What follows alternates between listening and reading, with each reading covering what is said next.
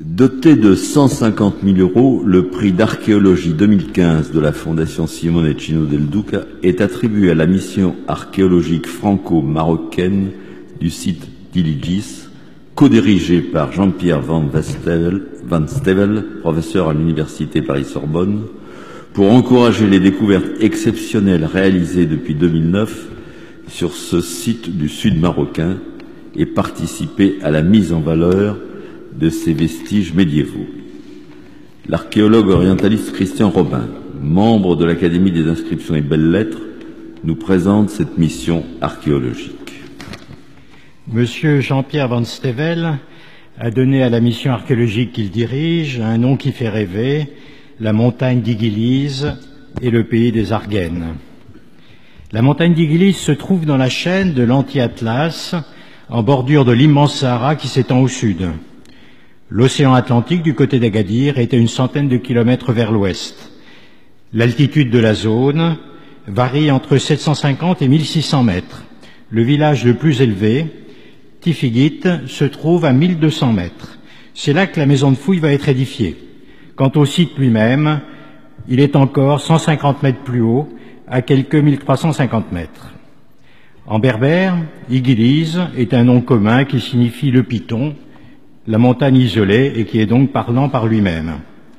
Le nom d'Igiliz est depuis longtemps célèbre chez les historiens du Maroc. Selon les chroniqueurs médiévaux, c'est le village d'où est parti un puissant courant de réformes religieuses, prônant le retour à la pureté et à la rigueur des origines de l'islam. À la tête de ce mouvement révolutionnaire, le religieux Ibn Tumart, allié à la dynastie des Almohades, a impulsé un élan si puissant que ces souverains almohades se sont bientôt retrouvés à la tête du plus vaste empire nord-africain qui ait jamais existé. Cette dynastie almohade règne pendant près de 150 ans, de 1120 à 1269. Mais si le nom d'Igiliz, grâce aux chroniqueurs, était célèbre, le site lui-même n'était pas localisé.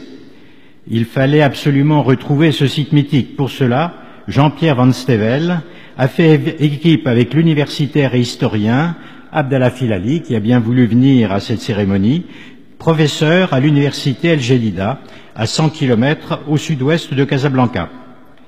Après avoir parcouru longuement le sud marocain, interrogé les habitants et visité de nombreux emplacements, leurs efforts ont abouti en 2004. Ils ont identifié Igiliz avec la ruine qui domine le minuscule village de Tifigit, parce que la topographie correspondait parfaitement aux descriptions des chroniqueurs. La fouille a confirmé cette brillante hypothèse. La fouille a commencé en 2009. Ça n'était pas une opération facile, il n'y a pas de route pour accéder au site, tout le matériel doit être porté à dos d'homme depuis Tifigit, 150 mètres plus bas, l'hébergement dans un village de montagne est rustique, l'eau doit être économisée, l'approvisionnement est compliqué, mais surtout de nos jours, comment vivre sans téléphone portable et sans connexion Internet à la toile. Toutes ces difficultés d'intendance ont été résolues grâce au talent des trois directeurs de la mission, M. Jean-Pierre Van Stevel et Abdallah Fili, les inventeurs, auxquels s'était joint entre-temps M. Ahmed El Tahiri, enseignant-chercheur à l'Institut national des sciences de l'archéologie et du patrimoine de Rabat. En 2015, le village d'Igiliz accueille la 7e campagne de fouilles. Les résultats des 6 premières années sont déjà impressionnants. Les archéologues ont exploré l'ensemble du site, qui se compose principalement d'une citadelle, une kasbah, d'une mosquée et du village qui s'est développé alentour. Le travail a été mené avec méthode, conformément aux règles de l'art, avec relevé topographique et carte archéologique de la zone, mais en tenant compte également des nouvelles interrogations des archéologues sur l'histoire du climat, les évolutions de la faune et de la flore, les changements dans le paysage et la manière de tirer parti des ressources naturelles. Plusieurs nouveautés caractérisent la fouille d'Igiliz. J'en retiens 2.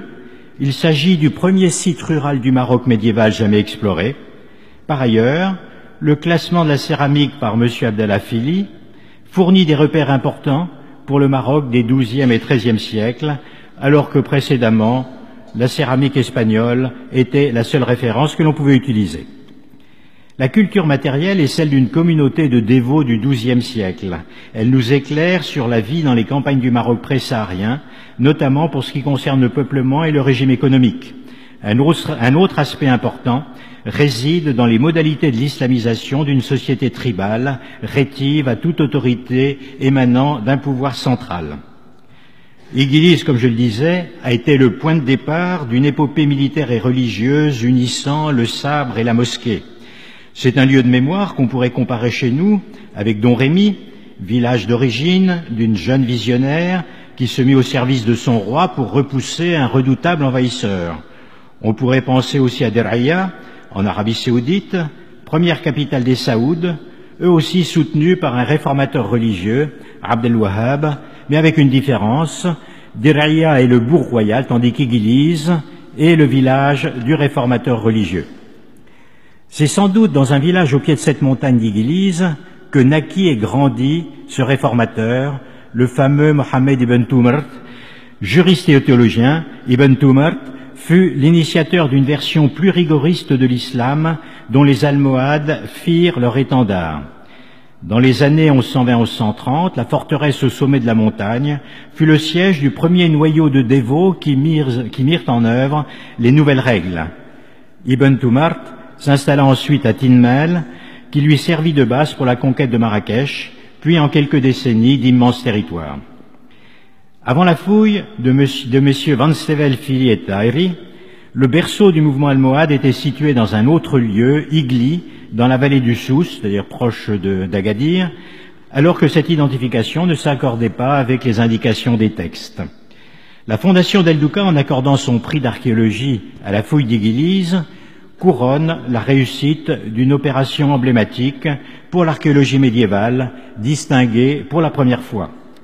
Ce prix couronne également un chercheur d'exception qui se distingue par deux qualités rarement réunies chez une même personne, la passion de la recherche et la capacité d'entreprendre. Monsieur Jean-Pierre Van Stevel a un itinéraire qui n'est pas banal. Son premier diplôme est un DUG en géologie. De la géologie, il est passé à l'archéologie et à l'arabe.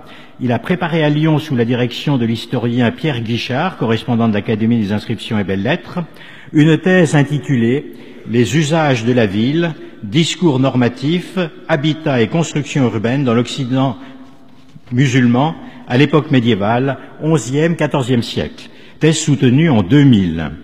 La même année, il a été recruté comme maître de conférence par l'Université Paris-Sorbonne et il est devenu professeur en 2007.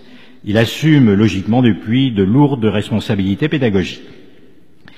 Monsieur Jean-Pierre Van Stevel est un archéologue à la manière de nos devanciers les plus éminents qui étudiaient la civilisation et connaissaient les textes avant de devenir des chercheurs de terrain. Mais il n'en est pas moins un véritable archéologue soucieux d'explorer toutes les possibilités offertes par son site, y compris dans les domaines les plus novateurs, comme l'archéobotanique, l'analyse des bois ou l'examen des pisés. Comme les meilleurs chefs de mission archéologique, M. Jean-Pierre Van Stevel est aussi un entrepreneur. Il sait diriger et orienter les recherches d'une équipe multidisciplinaire. Il sait choisir les meilleurs spécialistes dans tous les champs d'études, y compris en anthropologie et en botanique. La mission, par exemple, conduit des expérimentations sur l'arganier, un arbuste natif dont l'huile est très appréciée pour les soins de beauté. Son objectif est de procurer des ressources supplémentaires aux populations rurales.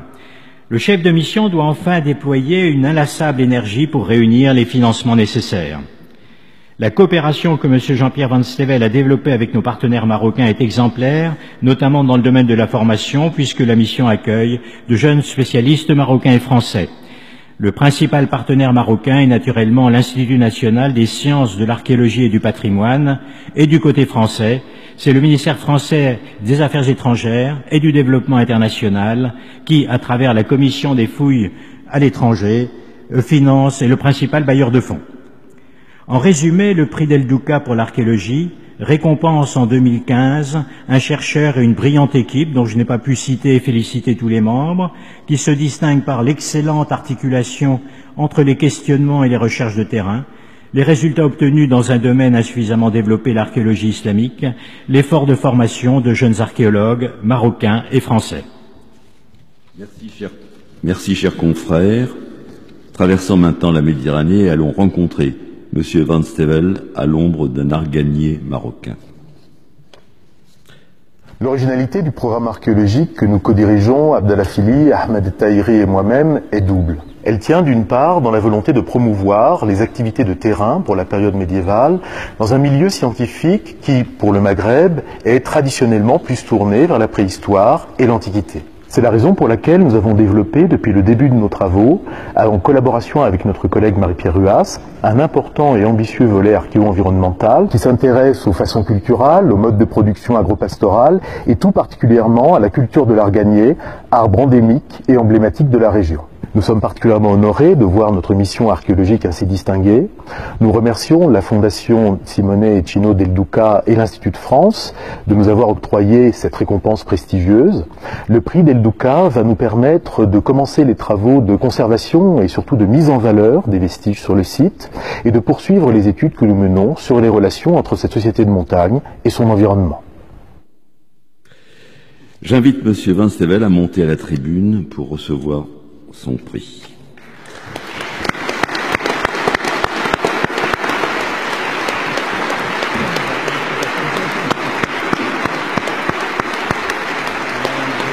C'est à vous.